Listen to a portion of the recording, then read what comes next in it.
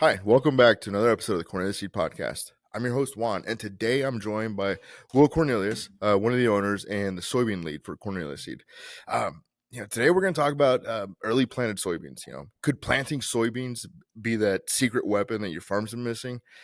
Today we're going to dive into why this trend has been taking off over the last few years and how you can cash in on it. We all know that this is a year where we can't really throw a whole lot of input costs. So how can we make our farm more efficient and our operation better so that we can, improve that return on investment? So with spring creeping in a little bit closer, now's the time to get ahead of the game. So without further ado, welcome, Will. Glad to be here, Juan. I'm excited you're here, Will. So hey, let's just jump straight to it because I know you're busy and have a lot going on. Let's start off with what's the big deal about planting soybeans early? I know that it's been something for the last few years now already, but let's just kind of recap it for the folks that are switching to soybeans.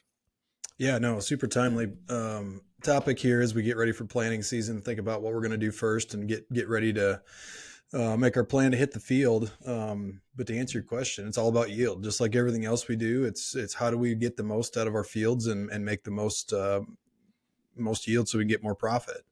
The reason early planted soybeans matters because you want to maximize your limited resource, and sunshine is one of those things that we can only get so much of. So by planting earlier, we can therefore intercept more sunlight, get more GDUs, put more nodes on the plant, which hopefully ultimately results in more pods and then more beans, so you can get a higher yield. Well, no, that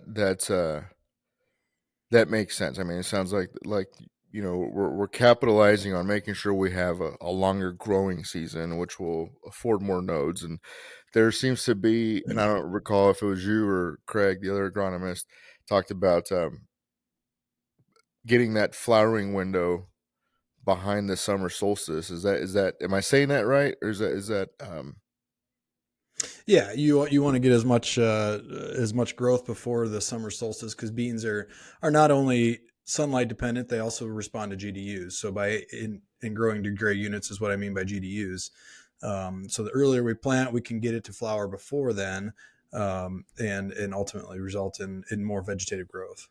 no? That makes sense. So really, at the end of the day, it's all about not just getting a head start, but really it's setting up the whole season for success there. Um, so I'm guessing it's not all about smooth sailing. What hurdles could some growers face in early planting? Right. What are some of the things that we need to keep a watch out for? Outside, of course, of that insurance planting window. Right. Well, of course, you gotta keep in mind your federal crop dates and make sure you don't get ahead of that. As far as making sure your soybeans are insurable, because if we get too far in front of that, you're disqualified. But there's certainly risks, just like everything we do. There's pros and cons to everything. So if we plant earlier, that exposes us to a few more risks. It has some potential gains, but obviously the earlier we plant, you probably don't have as warm of temperatures. Your seed's probably going to lay in the soil longer, so it's more prone to be either eaten by insects or affected by disease. In general, again, back to our seed quality, most of our beans are 93% or above, so you're going to have a lot of beans that are going to come out of the ground to begin with. So even if you lose a few, you're probably still further ahead, and seed treatment is going to go a long ways to mitigating that risk as well. Obviously, you can also run into a freeze. Even up till Mother's Day, sometimes in the northern parts of our territory, sometimes we can still get a hard freeze, and that can be a risk. And I think the other thing, and maybe I'm getting a little bit ahead of the subject here, but it's all relative to your area.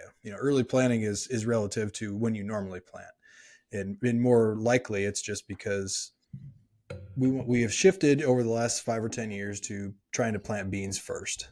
It's historically growing up, it was always you put the corn in, and then when you get time to do beans, you do beans because beans are only going to yield so much. You don't have a whole lot of penalty like you do on corn if you plant corn too late. That can really hurt because you do miss out on those GDUs. Your corn may not get mature.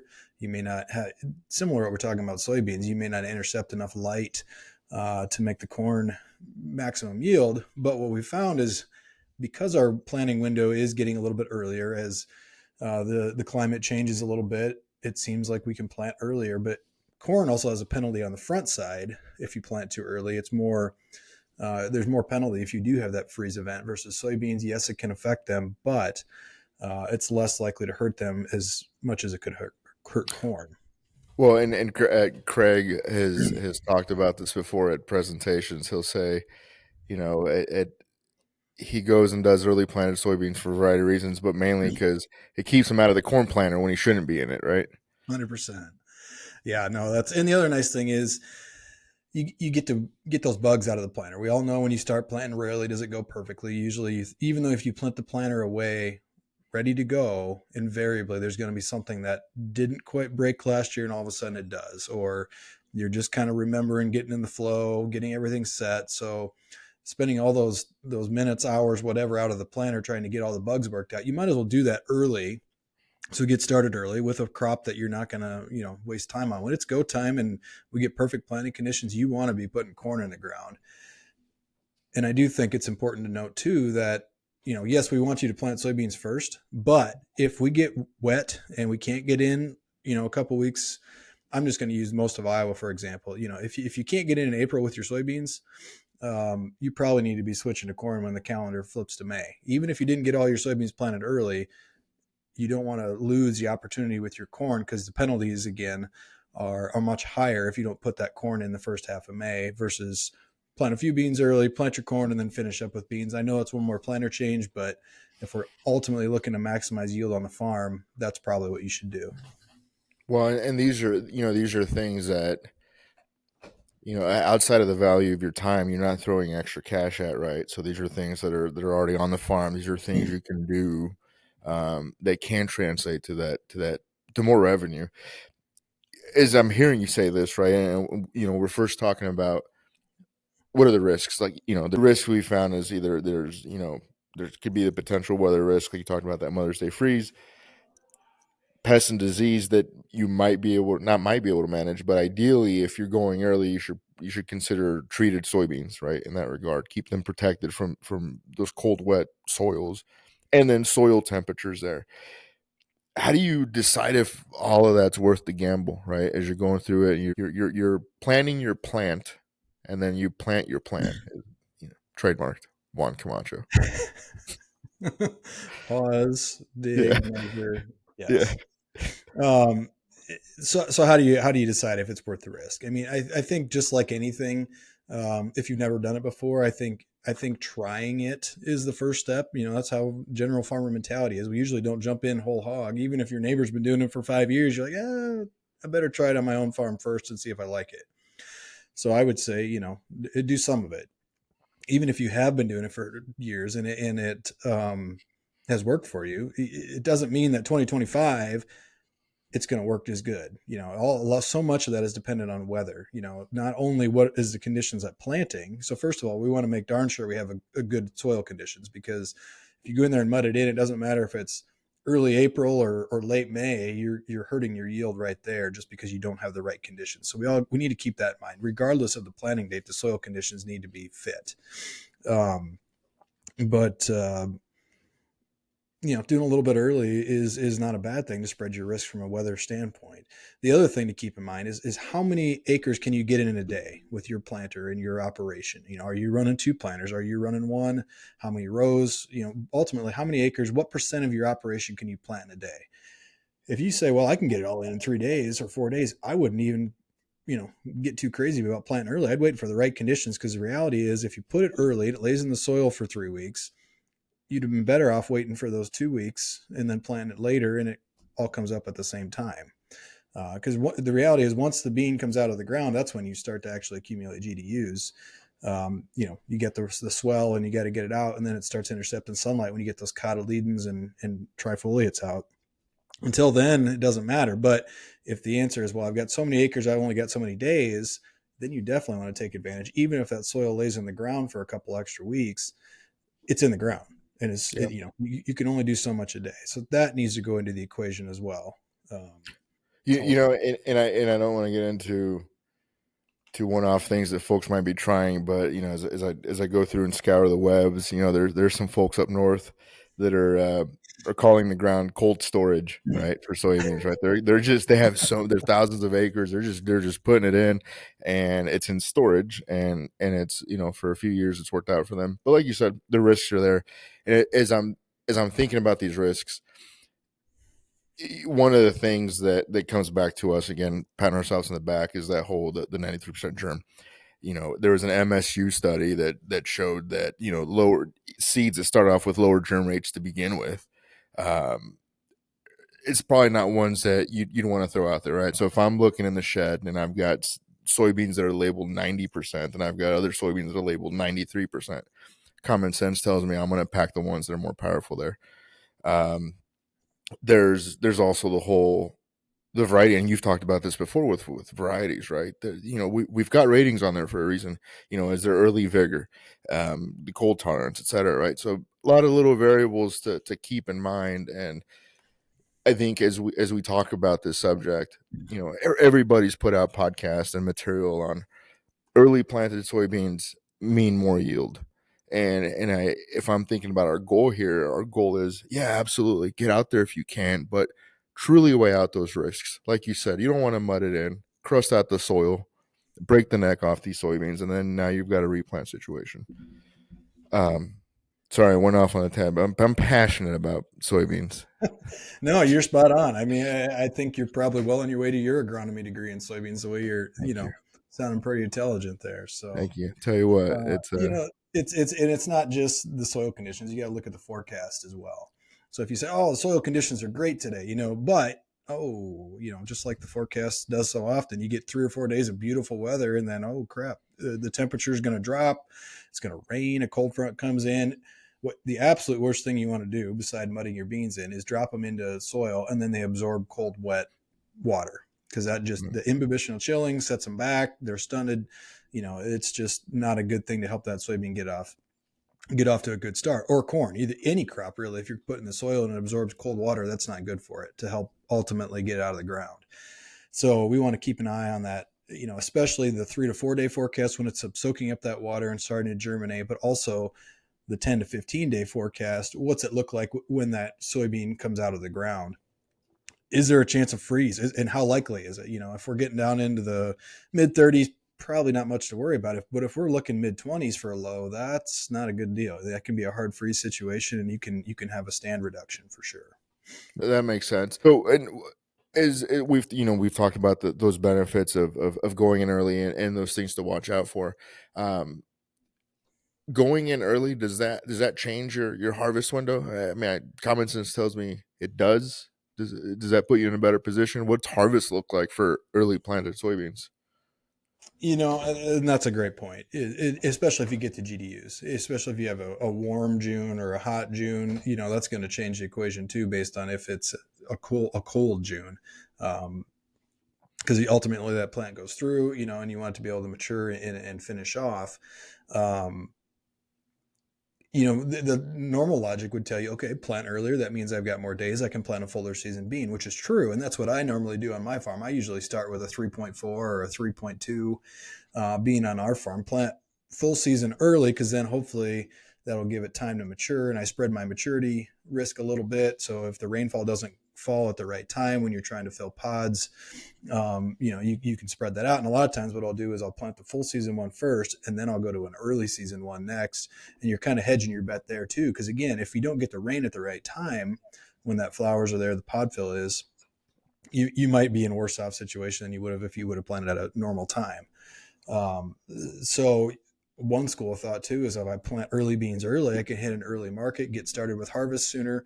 Back to how many acres can you get done a day, not only at planting, but at harvest time.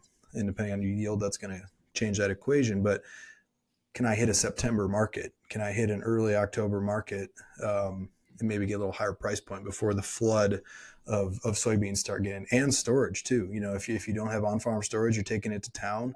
If you can be done with your beans before the majority of farmers are, you may not, if you have a good year with lots of yield, we have had this happen to us. It's like, oh, well, town doesn't have any more storage. I guess we got to sell it at the fall low because it's got to go down the river.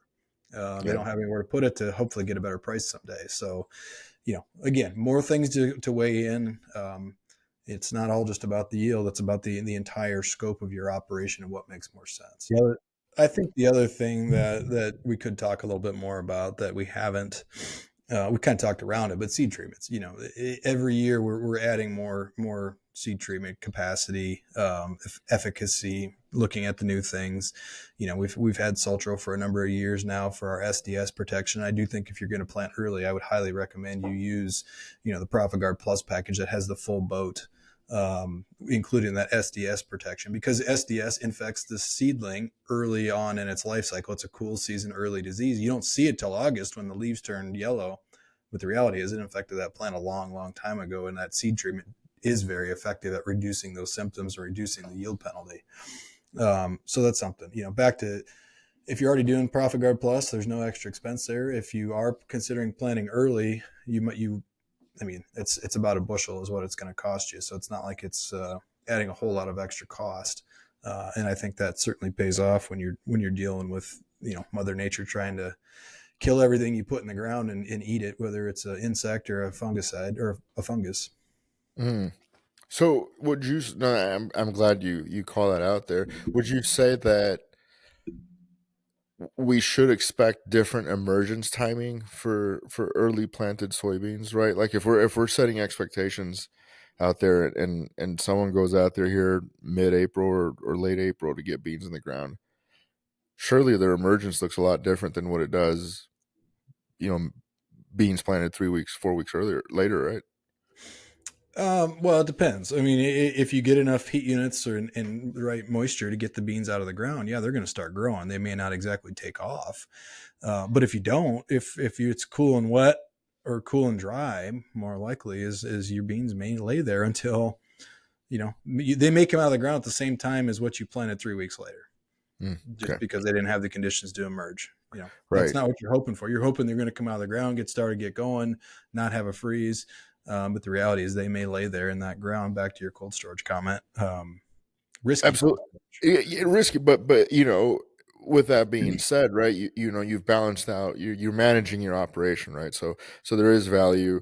While it's hard to gauge, return on investment. It's easy to gauge return on investment with bushels, but whenever you look at things like timing and heck, being able to go to your daughter's basketball game, right? I mean, we do what we do for a living because we're providing for our family, and so that's something that when I think about a lot of what we offer as a company is just kick ass seed that's going to go through and perform and there's cheap seed and then there's Cornelius seed, and I've been saying that a lot to folks because I sincerely mean it. And everybody knows you get what you pay for, but my point is that not only are we given fantastic seed, is that there's also there's systems in place to give you time back, which sometimes we forget about. And walk us through any final tips on making early planting work for someone that's listening to this and thinks, you know what, I'll get the planner out, I'll work on it, get things ready, rock and roll. What are just some of those tips to keep top of mind as you're going through and finalizing this decision? Well, just as we kind of talked about, just to recap that, the number one thing is, yeah, we were looking at the date on the calendar and saying, oh, if we get these in earlier, we can potentially capture more yield value. But do that with everything else in mind. You got to have the weather in mind, the soil conditions, looking at the future forecast. What's your risk tolerance? If you're willing to take that risk or not. And then back to your point too, what's your harvest window look like? Do you want to plant earlier maturity, fuller season maturity? Are you trying to condense your harvest window if you're using a custom combiner, or are you trying to spread it out so you can get more done yourself? It's a systems approach. It's not just I plant beans early and get more yield. There's a lot more that goes into that decision than just that one simple thing. Thank you for all that, and just to kind of to recap there on, you know, you've clearly established there that early planted soybeans are going to give you that increased canopy photosynthesis, right? And at the end of the day, there's going to be more nodes in there, and better pod set, earlier flowering, and just at the end of the day, just a longer reproductive window. Something that I wanted to mention that I'll just make sure we'll include in the show notes, and Will said this early on is it's by region, of course, right? So we can't say, hey, you want to get out there April 25th because that might work just for Iowa, but For our folks that are out in Illinois, we know that's a lot earlier date. And so we'll go through. There's a few university studies that talk about some of those regional guidelines for those planting dates. We'll go through and put that on the show notes. But Will, any final thoughts? Anything that you want to make sure we hit that folks, as they're either making final decisions or working on the planner to get it ready? No, I think, the biggest thing is just make sure you do get out, and when you're getting that planner ready, and check. You don't assume your monitors and your technology is great, but there's no substitute for actually getting out and checking depth. And as much as of a pain in the butt as is to check, whether it's 12 or 24 or 16 rows, checking all of them is a smart way to do it. Because if you miss one or two rows, you pick the wrong ones, how many acres are you going to plant before you find that problem? If you have something that's not working right, you're not getting good seed soil contact. It was worth the 15, 20 extra minutes it took you to dig those rows up and make sure everything looks good. So just pause, dig, measure. No, great. I appreciate that. And as you bring that to top of mind about pausing and digging and measuring, do does seed depth need to change for beans that are planted earlier than you typically would? Similar to corn, everybody has a different opinion on seed depth. At the end of the day, the biggest thing is, and of course, depending on whether you're in no-till or whether you're in conventional tillage, is going to change it too. Because obviously, if you fluff the soil up through tillage, it's going to settle. So that's a question that always needs to be asked when someone, well, how deep do you plant? Well, what conditions are we in? Because it's going to change based on no-till and full till. But I like to get those soybeans in at least an inch deep, inch to an inch and a quarter. But the other thing is, if you're in no-till and you're running over stalks and root balls, what you don't want to see is those beans laying on top of the ground, because those aren't going to do you any good. You're better to be a little bit too deep than too shallow. So if you think you're going to have a higher residue field with more issues like that, I would probably, if you're on GPS and you're going in between rows, it's probably not a big deal. But if you're more freelancing it, I think going a little bit deeper versus shallower is probably better. Well, no, and I appreciate that, and you guys have always stressed this is at the end of the day, the folks that have been working that field, they know what's better for their operation, and really our goal here is what we want to highlight to to take that moment to stop and check, right? Test a field or two, do some checks, and talk to your seed dealer or talk to your district manager and folks that know your area. To your point, different soils and different tillages might call for different actions. Well, thanks for joining us. I really appreciate it. And, for those of you listening, I'm interested, what do you guys think about early planted soybeans? Have you tried it? Have you had success with it? We'd love to know. So if you want to go ahead and drop a comment or send us a message, we'd love to see what's going on in your neck of the woods. Until the next one, have a good one.